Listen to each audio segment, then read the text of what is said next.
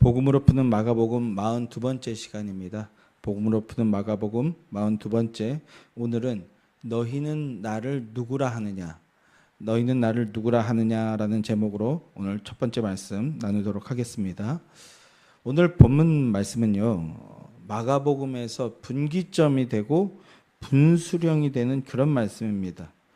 본문에서 예수님은 제자들에게 너희는 나를 누구라 하느냐 이런 질문을 던지시는데요. 이 질문은 단순한 질문이 아닙니다. 주님께서 너희는 나를 누구라 하느냐라고 물으시니까 베드로가 대답하죠. 주는 그리스도이십니다라고 대답합니다. 믿음 고백을 한 것인데요.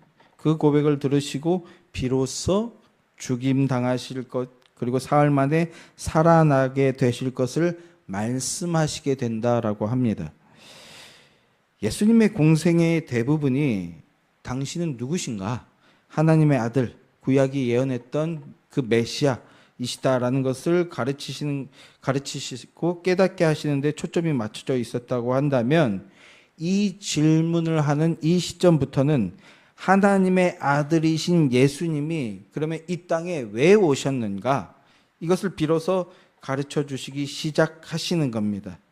하나님의 아들이신 그리스도께서 우리 인간의 죄를 속하여 주시기 위해 대신 죽으신다는 것을 아는 것, 이것이 복음을 아는 것입니다.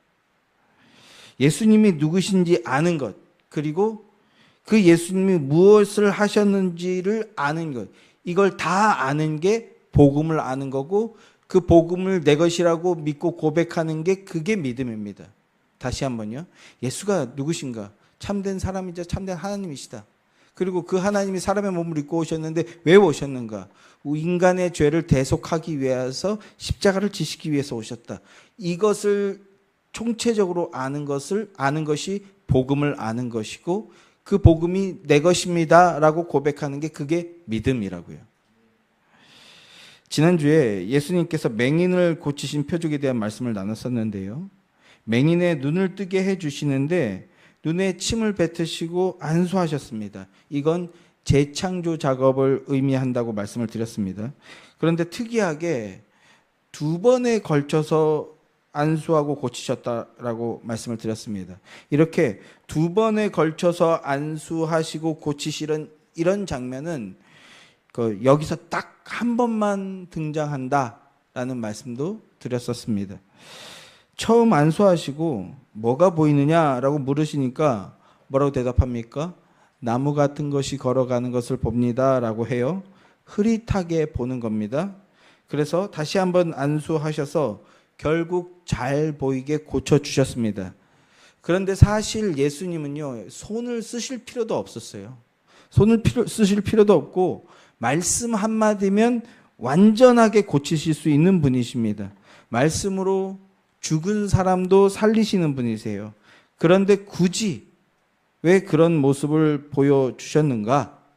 그 표적은 제자들을 보여주는 것이었다고요. 제자들의 영적 상태가 어떠한지 보여주는 것이었습니다. 지금 제자들은 거의 3년 가까운 시간을 예수님과 함께 살면서 함께 하면서 보고 배웠습니다. 그런데 아직도 예수님이 누구신지 제대로 보지 못하고 있는 겁니다. 흐릿하게 보고 있는 겁니다. 그리고 이제 예수님은 오늘 이 말씀부터 시작해서 예루살렘으로 향하십니다.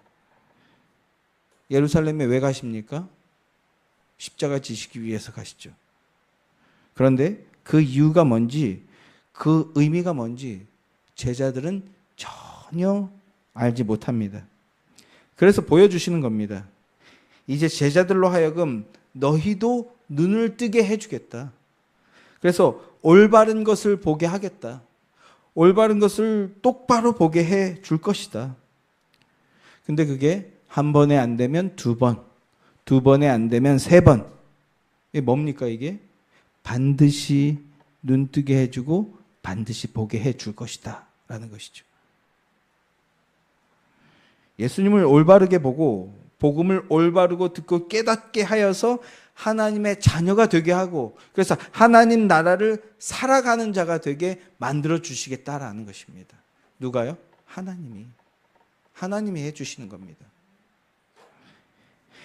이게 예수님이 사람의 몸을 입고 오신 이유이자 예수님이 하시는 일의 목적입니다.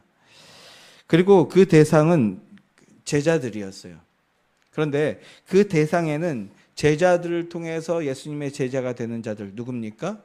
우리들도 포함되어 있는 겁니다. 교회, 즉 성도도 포함되어 있는 겁니다. 제가 신앙생활을 시작한 지 내년이면 딱 50년이 됩니다. 참 기가 막힌 숫자인데요.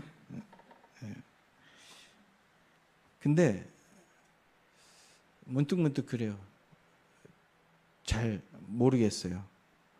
이제 제법 안다고 생각하고, 그래서 꽤 잘 믿는다고 생각하다가도 문득 그럴 때가 있습니다. 내가 정말 아는 게 맞나? 내가 정말 믿는 게 맞나? 이런 생각들을 하게 됩니다. 저도 이런데 여러분들은 오죽하시겠습니까? 어떠십니까? 그런데요, 그게 한꺼번에 다 알게 되고 한 번에 다 이루어지게 되는 게 아니라는 겁니다. 그 표적이 우리에게 그 말씀을 주시는 거라고요. 물론 구원은요, 예수님께서 이루시는 것이기 때문에 이미 완성된 것입니다. 그러나 우리는 이 죄악된 몸을 입고 있기에 이 땅에 두 발을 딛고 사는 동안에는 한 번에 다 보지 못하고 자라나야 되는 겁니다. 언제까지요? 죽을 때까지 자라나는 과정이 있어요. 예수님께서 다시 오실 때까지 알아나가는 과정이 있는 겁니다. 그게 신앙생활이고, 신앙생활을 하는 자는 그 과정을 통해서 기쁨과 평화를 누리게 되는 것이죠. 그래서 행복감도 누리게 되는 거고요.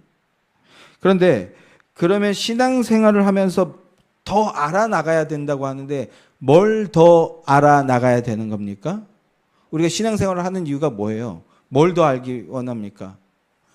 예수 그리스도를 더 알아가는 것입니다.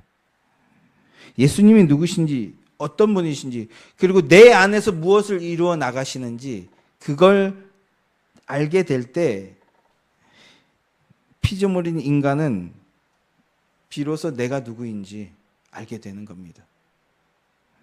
나는 어떤 존재인지 올바르게 이해하게 되고, 그래서 그 안에서 내 삶의 방향과 모양을 규정해 나가서 일으켜 나갈 수 있게 되는 겁니다. 예수가 누구신지 알게 될 때. 자, 우리 안에 그 일을 이루어 주시기 위해서 그래서 하나님이 사람의 몸을 입고 이 땅에 오셨습니다. 그리고 이제 그 일을 이루시기 위한 중요한 분기점에 들어서게 된 것입니다. 오늘 본문에서부터. 자, 이제 본문을 보시죠. 본문 27절 말씀입니다. 함께 읽겠습니다. 시작. 예수와 제자들이 빌립보 가이사라 여러 마을로 나가실새 길에서 제자들에게 물어 이르시되 사람들이 나를 누구라고 하느냐. 자, 말씀을 보시면 먼저 장소에 대한 언급이 나오고 있는데요.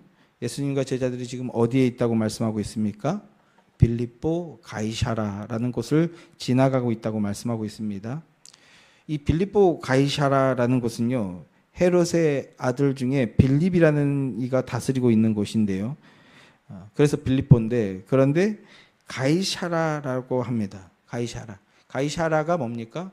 성경은 가이사라라고 번역을 해놨는데 원어대로 하면 카이사르죠. 카이사르.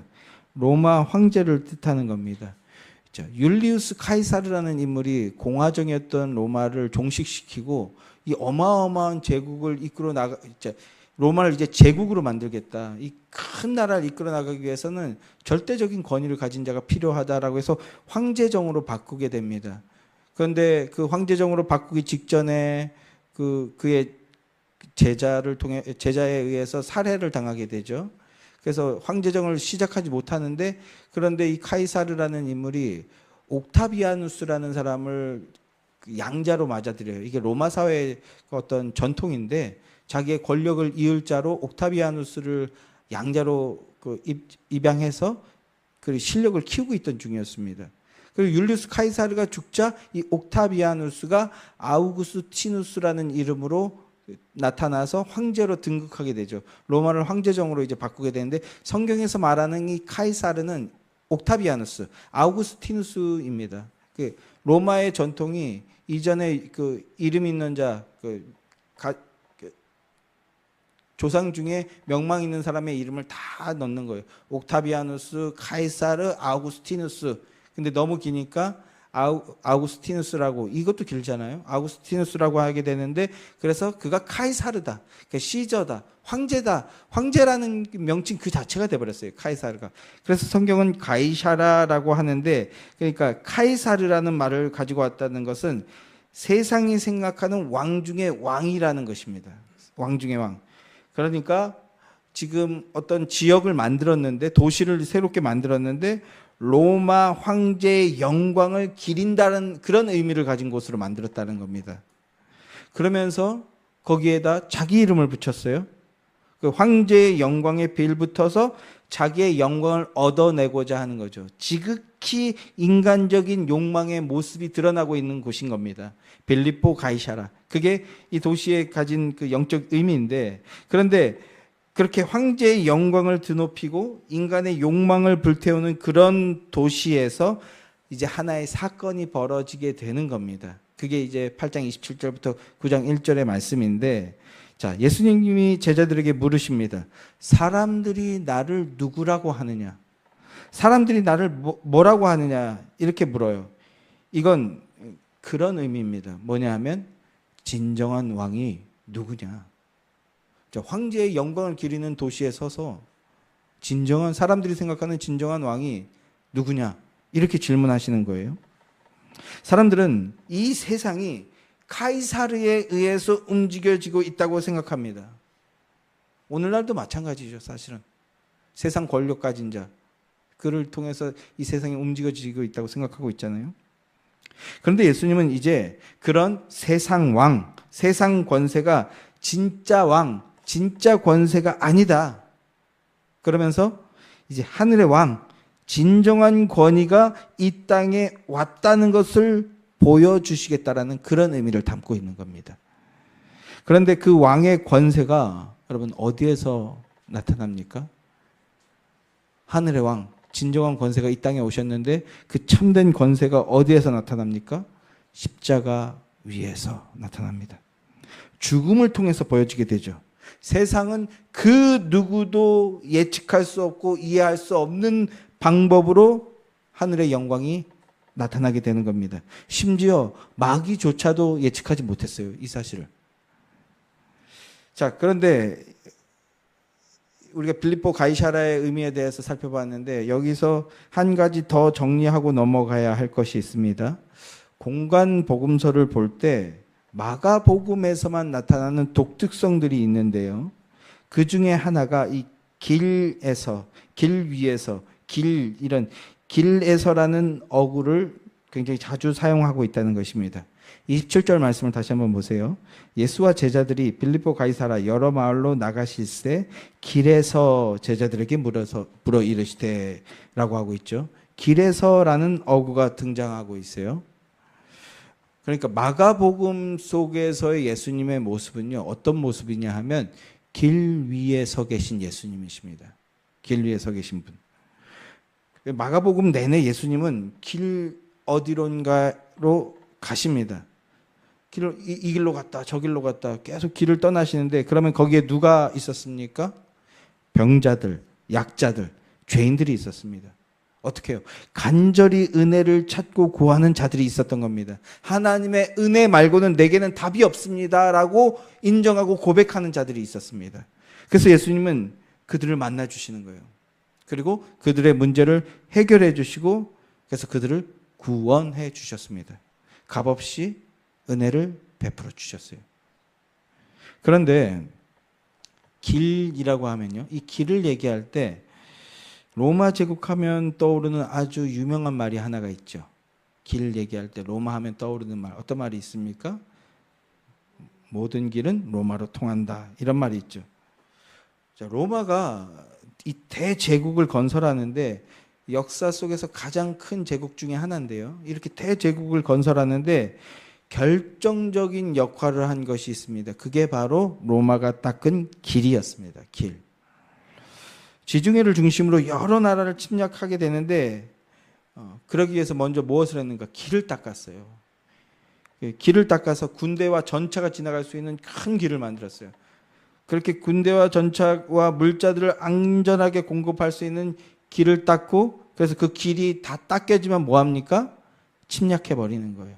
아주 수월하게 강력한 군대를 가지고 있었기 때문에 길이 닦여서 통과가 되자마자 바로 침략해 버리는 거죠.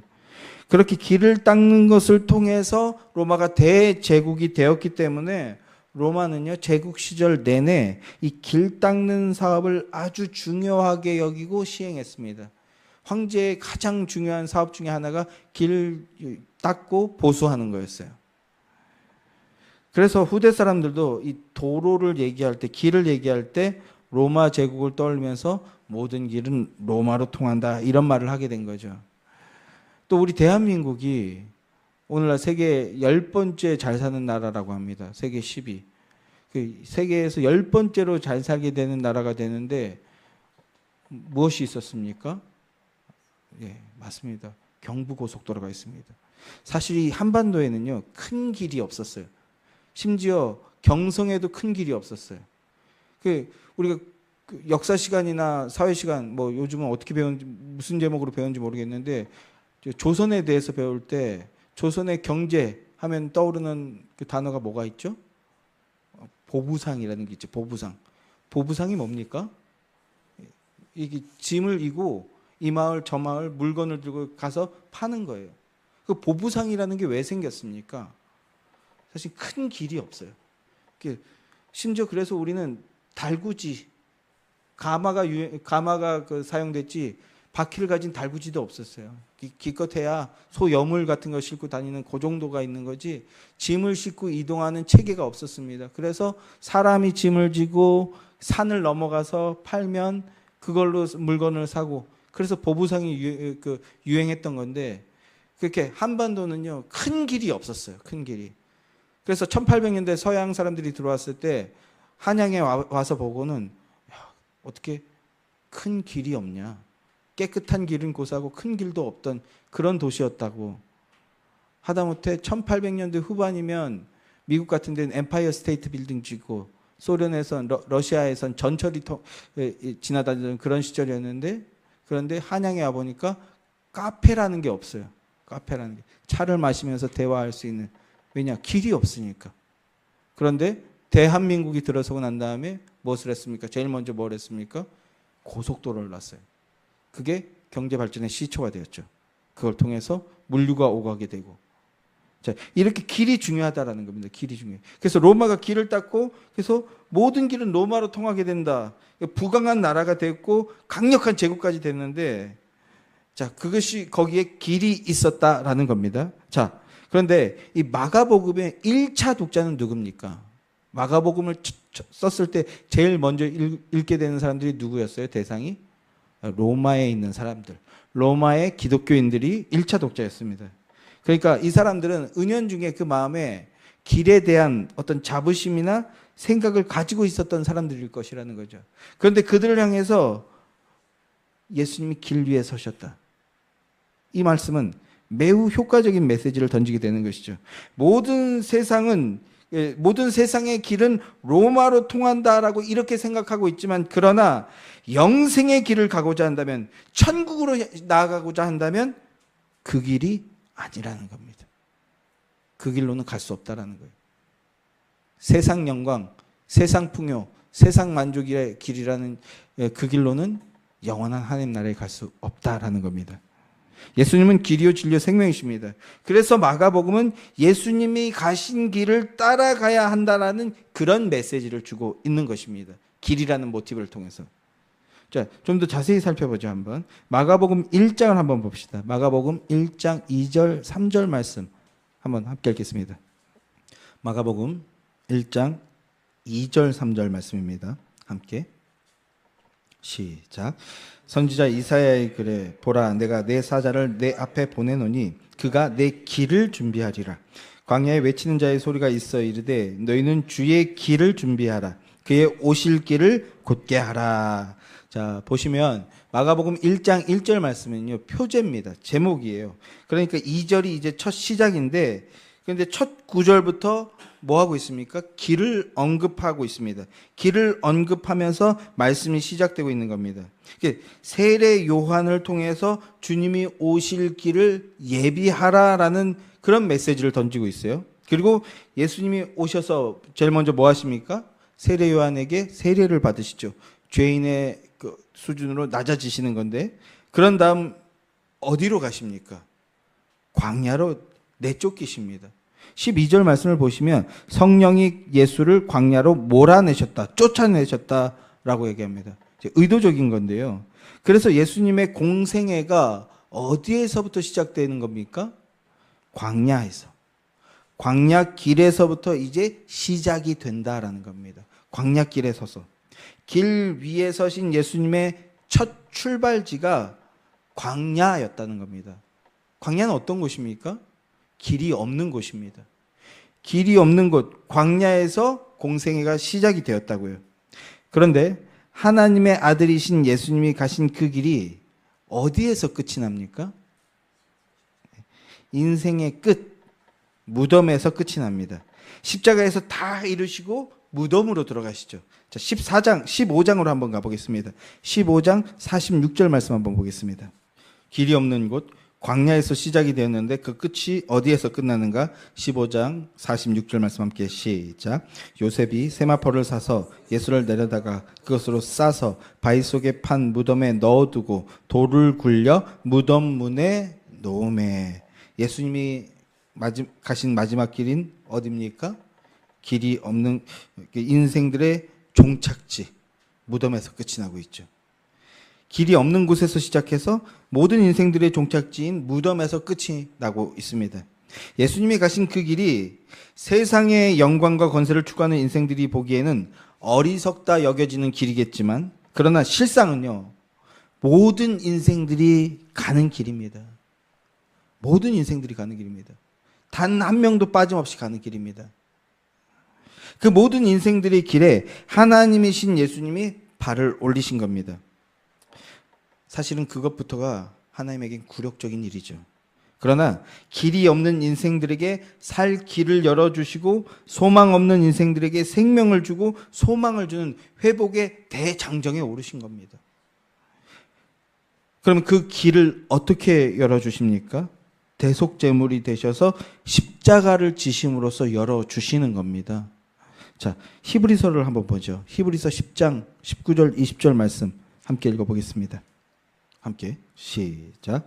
그러므로 형제들아 우리가 예수의 피를 힘입어 성소에 들어갈 담력을 얻었나니 그 길은 우리를 위하여 휘장 가운데로 열어놓으신 새로운 살 길이요 휘장은 곧 유익친이라. 그 길은 우리를 위하여 휘장 가운데 열어놓으신 새로운 살 길이다. 예수님이 가신 길이 바로 그런 길이라는 겁니다. 예수님의 십자가는 당신의 육체를 찢으시고 모든 물과 피를 쏟으심으로 열어놓으신 우리들의 새로운 살길, 생명의 길인 겁니다. 믿으십니까? 오늘 본문의 예수님은 이제 드디어 본격적으로 그 길에 오르시는 겁니다. 그 길을 향해 발걸음을 내디디시는 겁니다. 자, 다시 본문으로 돌아가서 27절, 28절 말씀을 다시 한번 함께 읽겠습니다. 본문 27절, 28절 말씀 시작. 예수와 제자들이 빌립보 가이사라 여러 마을로 나가실새 길에서 제자들에게 물어 이르시되 사람들이 나를 누구라고 하느냐? 제자들이 여짜와 이르되 세례 요한이라 하고 더러는 엘리야, 더러는 선지자 중에 하나라 하나이다. 이제 십자가의 길로 나아가시기 위해서 예루살렘으로 향하시는 중인데요. 예루살렘으로 향하시면서 제자들에게 질문을 하시는 겁니다. 사람들이 나를 누구라고 하느냐? 그랬더니 어떤 이는 세례 요한이라고 하고 또 어떤 이는 엘리야라고도 하고 또 어떤 이들은 선지자 중에 하나라고 합니다라고 이렇게 대답을 합니다. 기본적으로 유대인이라는 것은요, 여자의 후손, 즉 메시아를 기다리는 자들입니다. 메시아를 기다리는 자들. 지금도 유대교인 사람은 여전히 그 여자의 후손 메시아를 기다리는 자들인 겁니다. 자, 메시아란 히브리어로 기름 부음 받은 자라는 뜻이죠. 기름 부음 받은 자. 그걸 헬라어로 하면 그리스도라고 하는데, 진정한 왕이자 하늘의 신비를 가르쳐주는 선지자이자 하나님께로 이끌어서 화평을 누리게 하는 참된 제사장, 이런 구원의 능력을 가지고 구원을 베풀어줄 메시아를 기다리는 겁니다. 그런데 예수님께서 병도 고쳐주시고 기적도 일으켜주시고 그리고 심지어 죽은 자도 살려주셨어요.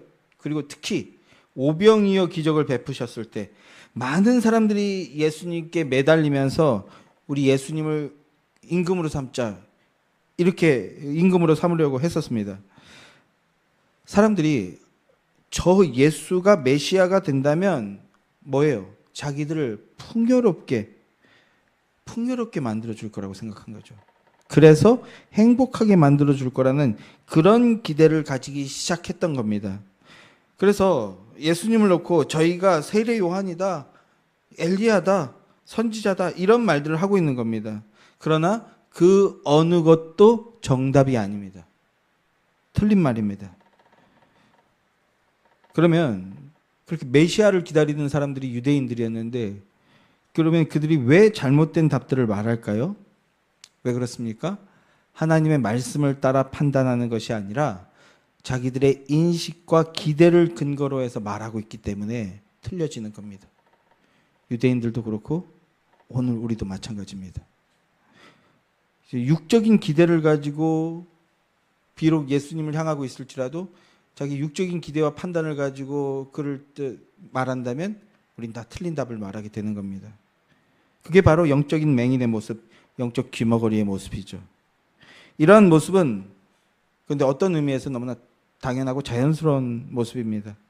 그래서 예수님이 이번에는 제자들에게 물어보십니다. 29절 말씀 같이 읽어보겠습니다. 자, 본문 29절 말씀 함께 시작. 또 물으시되 너희는 나를 누구라 하느냐? 베드로가 대답하여 이르되 주는 그리스도시니이다 하매. 자, 다시 묻습니다. 그러면 너희는, 자, 세상 사람들은 세상 사람답게 육신적인 기대를 가지고 이야기를 하니까 그러면 너희는 나를 누구라 하느냐?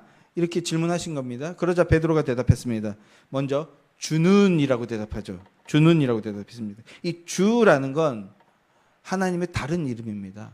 아도나이, 나의 주인이십니다. 이 하나님의 다른 이름입니다. 유대인들에게 주는 오직 한 분뿐입니다. 여호와 하나님. 하나님만이 그들의 주가 되십니다. 그러니까 예수님을 향해 주십니다라고 고백하는 것은 당신은 하나님이십니다라고 고백하는 겁니다. 그런데 거기에다가 그리스도이십니다라는 고백도 하죠. 주십니다라고 한 다음에 그리스도이십니다라는 고백도 합니다. 메시아, 그리스도, 기름 부음 받은 자, 즉 우리 구원자이십니다라는 고백을 하는 겁니다. 뭡니까? 정답을 얘기하고 있는 겁니다. 정답을 얘기하고 있는 거예요. 지금 베드로가 엄청난 신앙 고백을 한 겁니다. 그래서 병행구절인 마태복음 16장을 보면 주님이 극찬을 하시죠. 바요나 시몬아, 내가 복이 있다. 근데 이것을 내게 알게 한 것은 혈육이 아니다. 사람이 아니다. 하늘에 계신 내 아버지시다. 이건 하늘의 지혜가 임한 자만 말할 수 있는 이야기를 했다는 겁니다. 하늘의 생명이 임한 자만 말할 수 있는 이야기를 했다는 겁니다.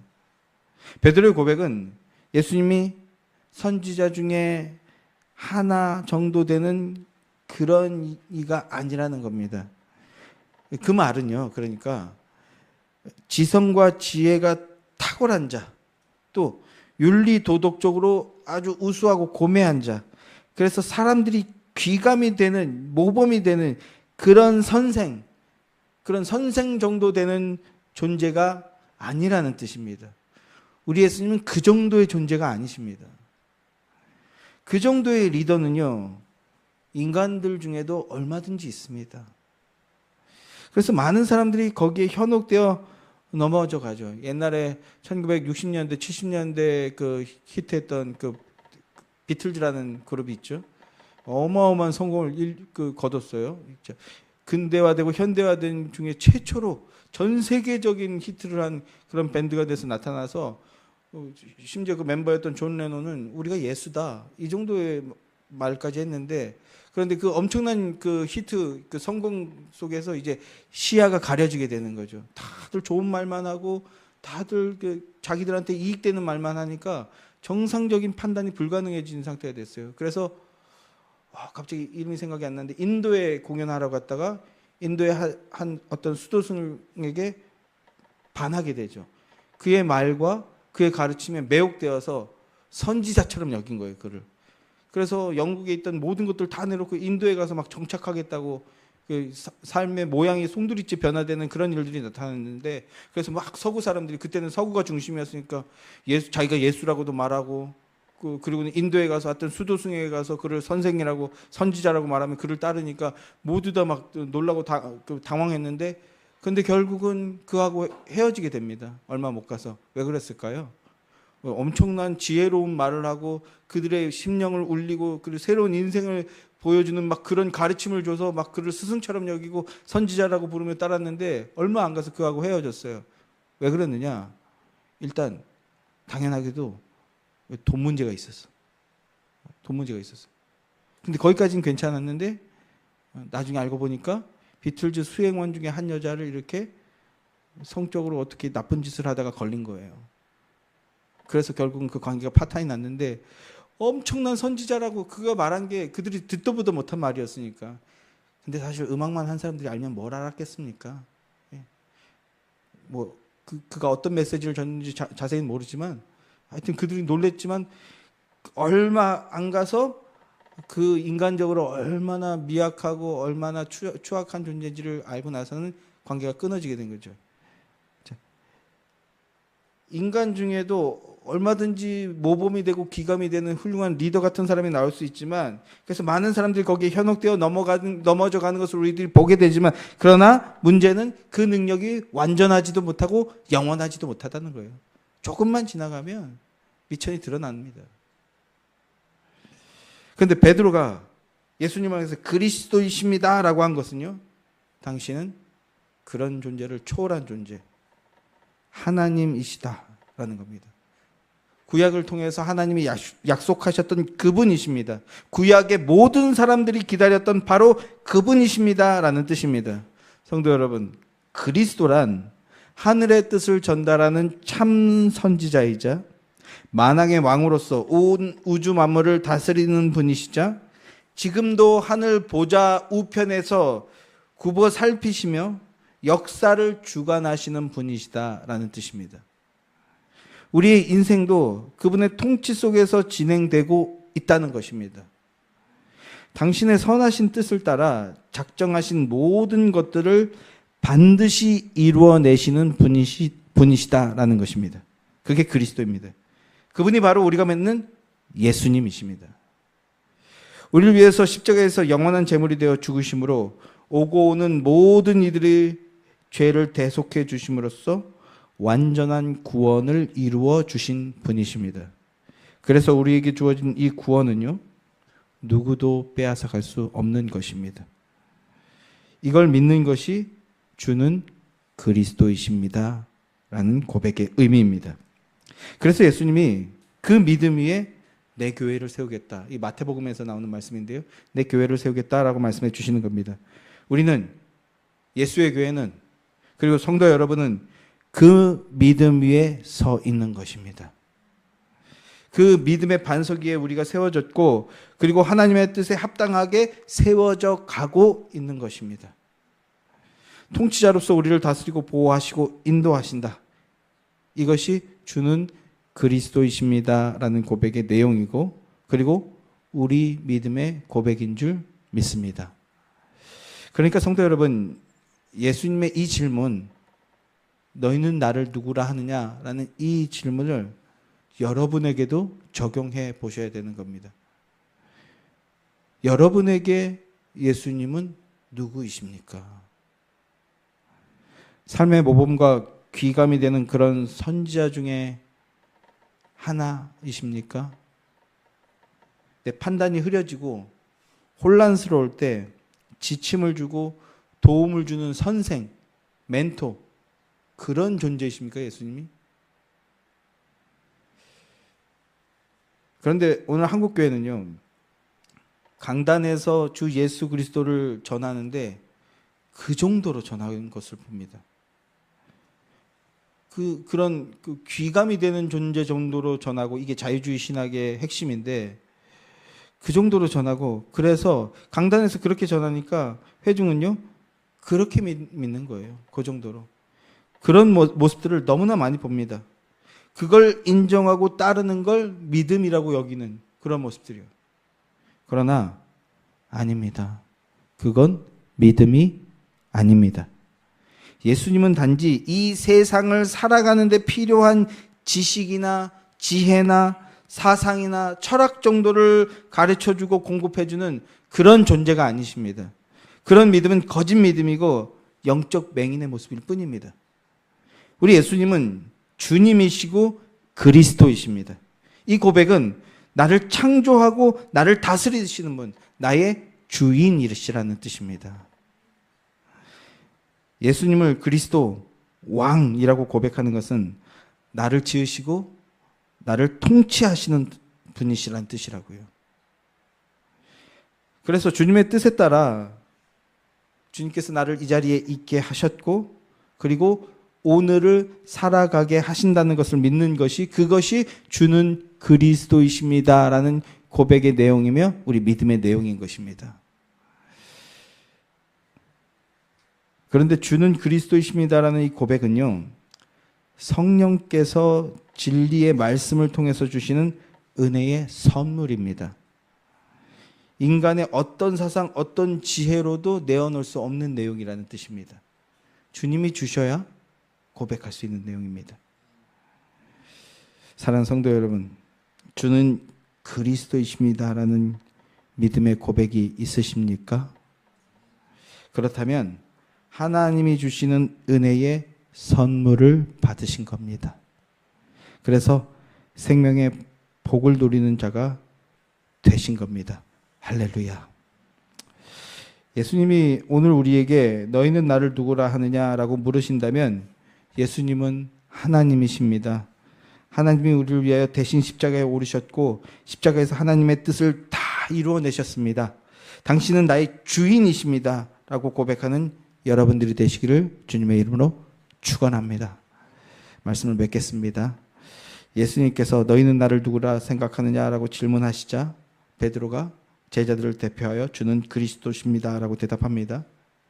맹인에게 첫 번째 안수를 했을 때처럼 아직 흐릿하긴 하지만 그러나 예수가 누구신지 알고 제대로 고백하는 모습을 보인 겁니다.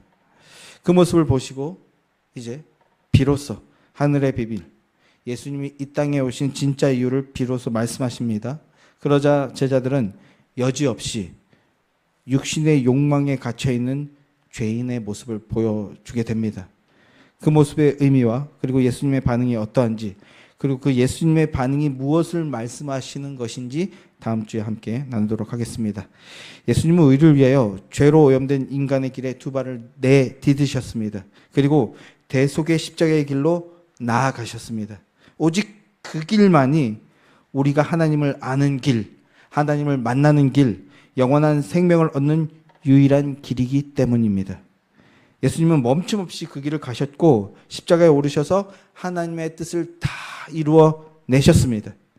예수님이 가신 그 길이 내가 가야 했던 길, 우리가 가야 했던 길임을 믿고 기억하시며, 그리고 이제는 부활하신 예수님, 다시 살아나신 예수님, 그 예수님을 따라 부활의 길, 구원의 길, 믿음의 길, 영원한 생명의 길로 나아가는 복된 여러분들이 되시길 주님의 이름으로 축원합니다.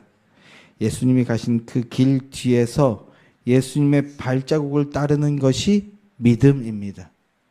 그 복된 믿음의 길로 나아가는 복된 여러분들이 되시기를 주님의 이름으로 축원합니다.